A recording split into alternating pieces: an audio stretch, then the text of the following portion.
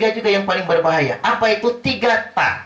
Harta, tahta, wanita. Kecuali Pak Yono, nggak mempan digoda wanita. Walaupun yang goda Dewi Persik ya. Subhanallah. Istrinya Pak Yono mana ya? Kata istrinya, ya iyalah, pelototin aja langsung mengkeret tuh kan, langsung mengkeret dipelototin. Allahu Akbar. Harta, tahta, wanita. Kelemahan mendasar ibu-ibu itu di harta. Kelemahan mendasar ibu-ibu. Makanya wanita itu, Bu, kadang-kadang dirayu aja nggak mempan. Perempuan kan kalau sudah ngambek, tidur di kamar, tengkurap kan, Bu ya? Itu balikannya susah yuk. Ditarik makin ke apa, badannya langsung ngeres ya, Bu.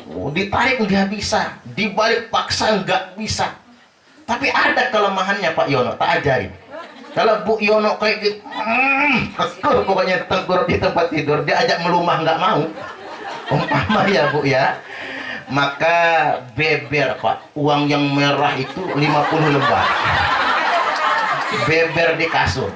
Yakin Bu Yono langsung yakin dah. Karena itulah kelemahan wanita sebetulnya. Masalah harta itu. Kadang-kadang wanita disakiti dalam bentuk apapun masih tahan. Tapi kalau nggak diempanin makan nggak tahan. Itu kelemahan mendasar sebetulnya. Makanya kalau kata dokter Aisyah Dahlan, laki-laki itu pandangannya panjang ke depan. Kalau wanita itu nyamping, Bu. Kalau laki-laki ke depan, makanya masuk akal. Saya waktu belajar mobil, ngebut saya berani. Tapi kalau jalurnya padat macet, saya takut betul. Takut nyerempet. Karena apa? Laki-laki itu pandangan ke kanan kirinya itu terbatas. Tapi istri saya waktu saya ajarin nyetir, saya herannya dia di jalan rame itu berani. Nggak kayak saya, kok beda ya. Tapi kalau ngebut dia takut. Karena wanita itu pandangan ke depannya terbatas, tapi ke sampingnya lebih sensitif. Makanya ibu-ibu tahu betul kalau temannya udah nambah cincin lagi. Tahu betul walaupun nggak ngeliat. Tahu betul, bener Bu. Cincinnya udah 2 ya. Ini bukan ngeledek, beneran ya Bu ya. Cincinnya sudah 2 tahu itu. Atau gelangnya, kok gelangnya udah makin gede, tahu betul ukurannya. Makanya ibu-ibu punya kecenderungan kalau pengajian itu ingin selalu ganti baju kan. Karena diri kawannya, kok bajunya kemarin sih nggak diganti, takut sedemikian rupa. Oh, laki-laki nggak penting ganti baju, asal nggak apek aja pokoknya. Kalau masih enak dipakai, semprot minyak wangi, kelar sudahan. Wanita tuh begitu, ngelirik Bu. Makanya wanita tuh cenderung panasan. Tetangga ganti kursi tahu betul ya. Makanya lakinya yang dikompor sama dia. Apa kata laki, kata bininya, Pak, tetangga ganti kursi loh Pak. Bapak kapan? Suami kan mikirnya ke depan Bu. Nanti ntar lagi bayar daftar ulang. Nanti gimana, sabar. Pikirnya ke depan namanya suami itu. Pak, tetangga ganti motor loh Pak. Papa kapan? Pak, tetangga ganti mobil. Papa kapan? Terus manasin suami. Pak, tetangga ganti istri. Papa kapan? Kalau itu mah mau Pak Yono kali. Pak Yono lagi, Pak Yono nemenin saya soalnya. Jadi pikirannya sedemikian rupa, selalu nyamping ya Bu. Itu lumrahnya wanita sedemikian rupa. Ma'asyiral hadirin rahimakumullah, tapi itu ujian. Ukuran kaya itu sebetulnya bukan materi. Laisal ghina an katratil arad. Bukanlah kaya raya itu karena kalian banyak perhiasan. Walakinnil ghina ghanan nafsi. Tapi kaya yang sebenarnya kaya jiwa kalian semua. Betul tidak kira-kira? Bukan perhiasan. Walaupun wanita itu kodrati ya Bu, suka perhiasan. Itu kodrat, takdir dari sononya. Jadi laki-laki tidak boleh seolah-olah protes sama istri, kok minta beliin perhiasan. Sudah sejak zaman ibunda kita Hawa dan ibunda kita yang berikutnya sampai akhir zaman, yang namanya wanita memang suka perhiasan, suka emas. Ada nggak ibu-ibu yang nggak suka emas? Adalah, mas kawin lagi. Ada perempuan yang nggak suka emas. Perempuan mau mati, Makanya kalau ada duitnya, belikan istri emas. Sekilo nggak apa-apa. Emasnya itu kalau ada, karena itu kodrat perempuan. Tapi saya perlu ingin tegaskan sama ibu-ibu, ukuran orang kaya itu bukan perhiasan. Apa orang kaya itu kalau kondangan 5 jari dipasang cincin semua? Enggak juga kan? Apa orang kaya itu pakai gelang sampai siku? Kalau pengajian begini ecak bekipas, kuncerang kuncering, kuncerang kuncering. Bukan juga. Apa orang kaya itu pakai kalung gede gitu, Bu? Liontinnya segede pentolan bakso setan itu nah. Atau segede palak bayi, bukan juga. Orang kaya itu di sini, di hatinya.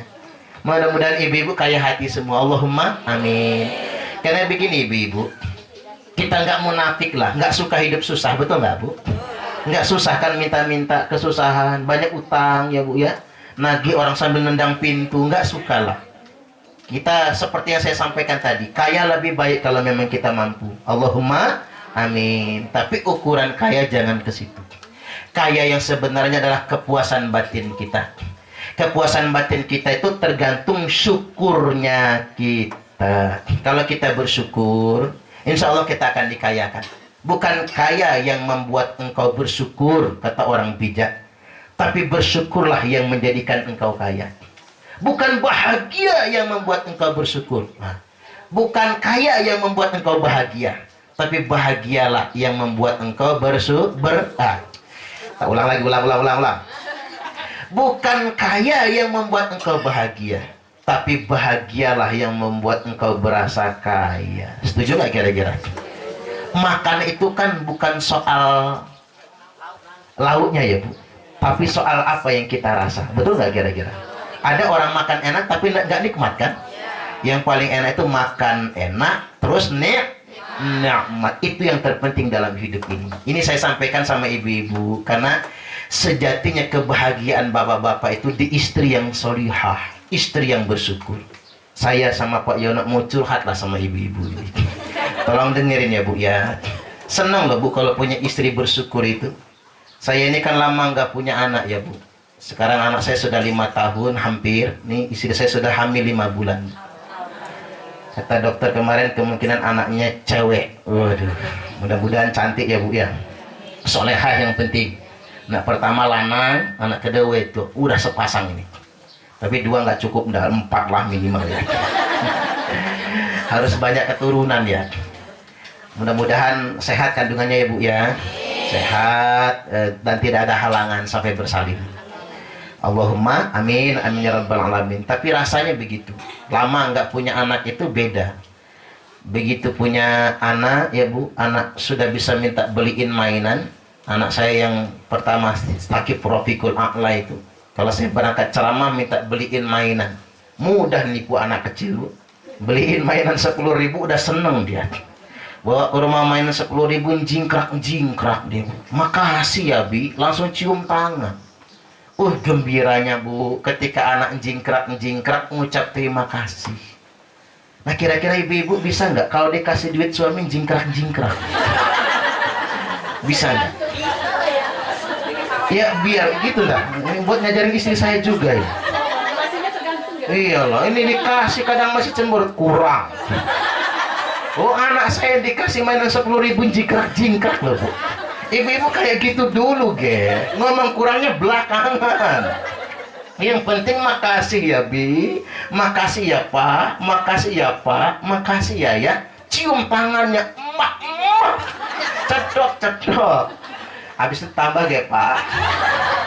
Gembirakan dulu dia, ini mau boro-boro udah monyong duluan. Semua suami itu sama lah Bu, nggak saya, nggak Pak Yono, nggak yang lain itu pengen melihat istrinya tampak sumringah, gembira, bersyukur. Semua suami sama. Dia kerja keras banting tulang, anggap kuli bangunan ya Bu. Kerja Senin gajian Sabtu, kepala jadi kaki, kaki jadi kepala, kaki dekil sama daki semen ya Bu. Tangannya juga udah lebar-lebar aja ya Bu ya, bekas ngaduk semen itu. Lelah suami itu hilang begitu gajian Sabtu ngasih istri duit. Sampai gusi-gusinya kelihatan semua senyumnya. Saking gembiranya istri. Begitu suami lihat yang kayak gitu bangga Bu. Hilang rasa capek seminggu itu, walaupun suami cuman kebagian rokok sebungkus, semuanya bini semua yang ngantongin, laki cuma dapat segitu. Itu semua rasa semua laki-laki. Makanya kalau ada laki-laki, maaf ya ma, ibu-ibu kalau dipanggil siapa emak ya, apa mama atau mami, emak aja lah umpama ya. Maaf ya ma, gara-gara nikah sama saya kamu melarat. Orang punya motor, kita cuma punya sepeda, boro-boro punya mobil.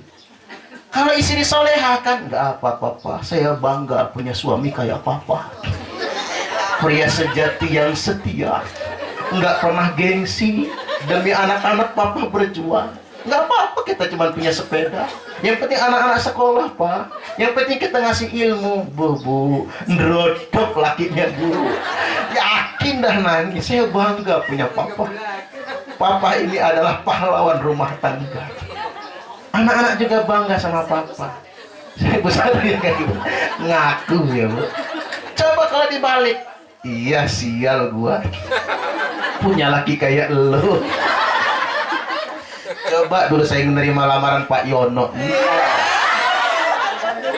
Udah mulai ngebanding-bandingin bu, ngebanding-bandingin. Ibu-ibu kalau dibandingin sama mantan pacar suami sakit nggak? Sakit lah. Nggak enak dibanding-bandingkan itu. Nah itu yang saya sebut dengan kaya itu begitu. Rasa syukur yang sungguh luar biasa. Rasa syukur yang tiada taranya. Walaupun memang ujian manusia itu di harta. Makanya ya bi'mu dinahu bi'aradib minad dunya. Di akhir zaman ini banyak orang yang menjual agamanya hanya demi perhiasan dunia.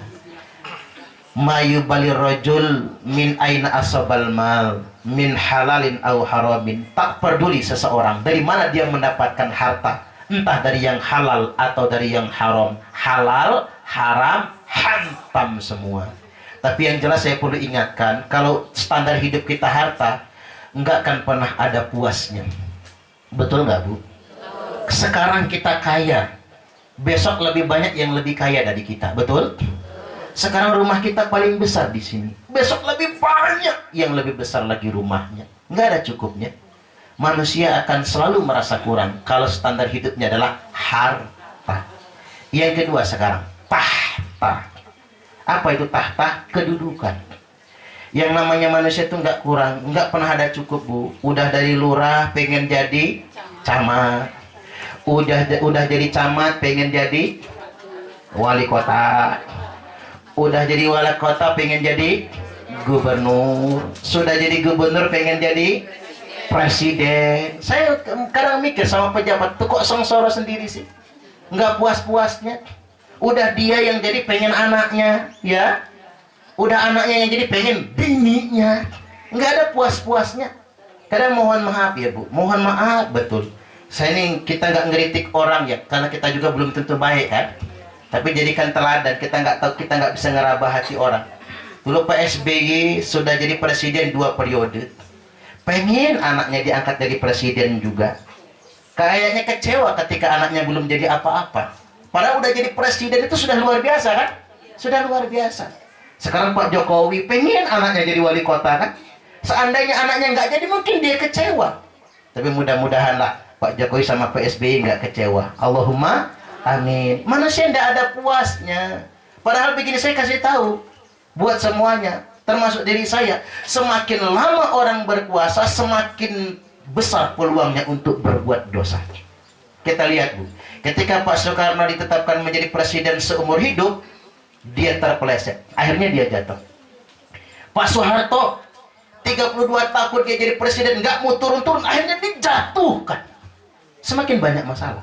Di Banten, karena keluarganya semua yang ingin jadi penguasa, akhirnya masuk penjara. Di Bangkalan, itu Kiai Pak Fuad Amin, semua yang ingin dijadikan penguasa adalah keluarganya, akhirnya masuk penjara. Karena apa? Makin lama berkuasa makin banyak dosa, makin dalam.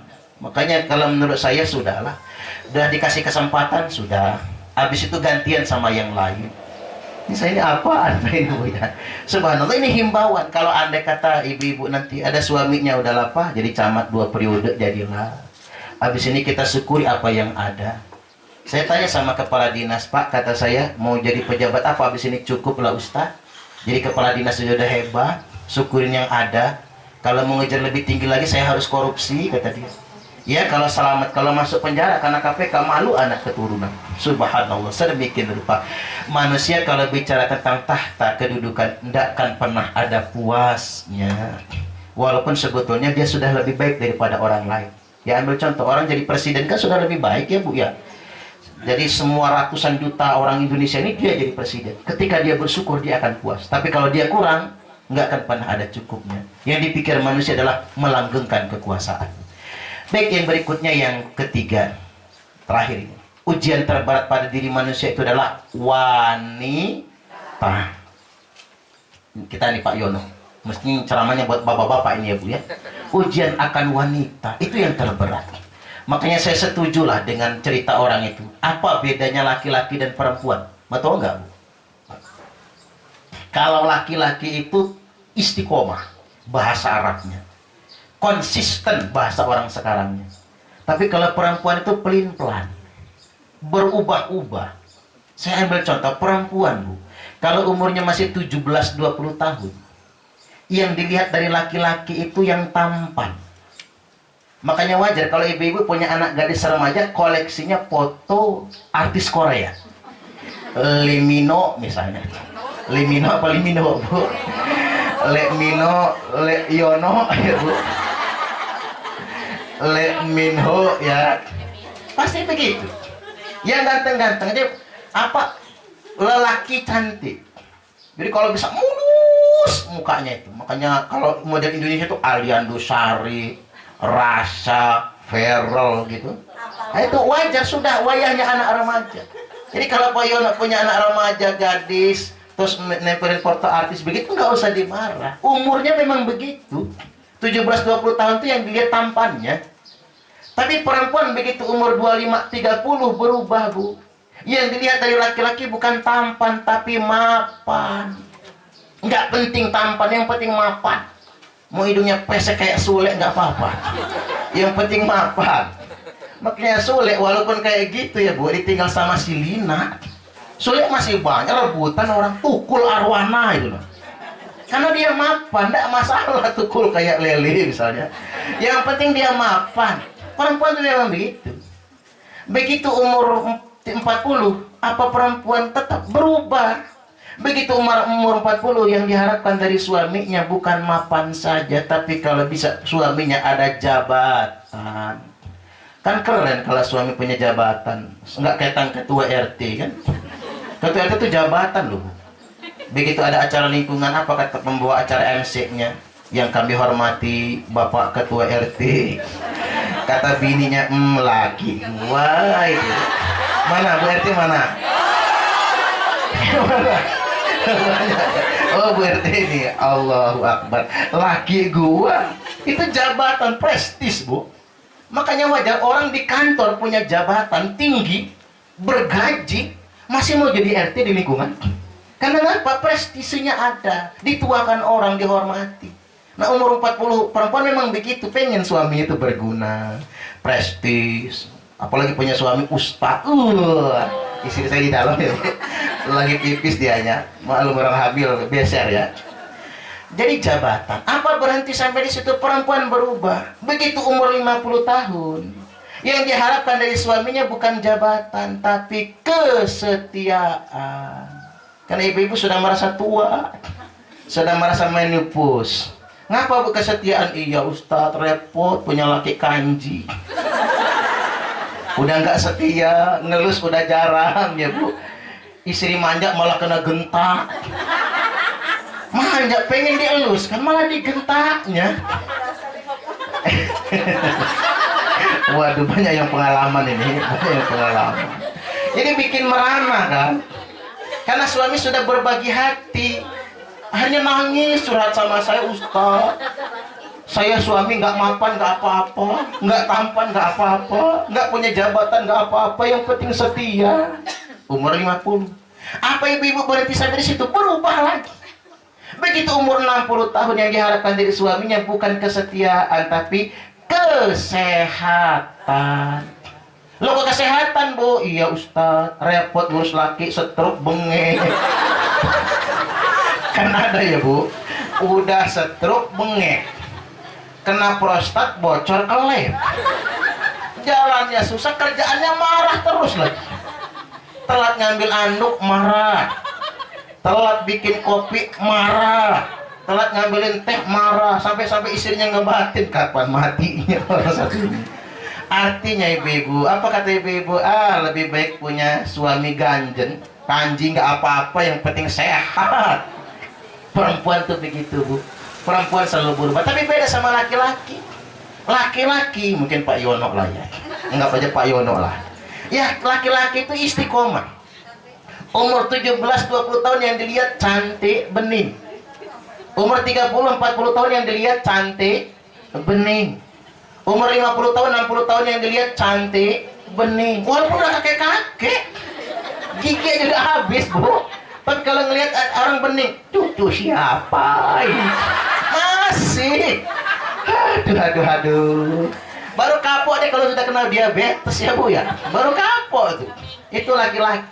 Makanya ada kakek-kakek di kampung saya Batu Raja Bu, umur 80, istrinya si nenek meninggal duluan, belum nyampe 40 hari si nenek dikubur, si kakek demam menggigil, sama anak-anak diurus, bak nak pecel enggak katanya, enggak mau, bak nak bakso enggak mau, bak nak sate enggak mau.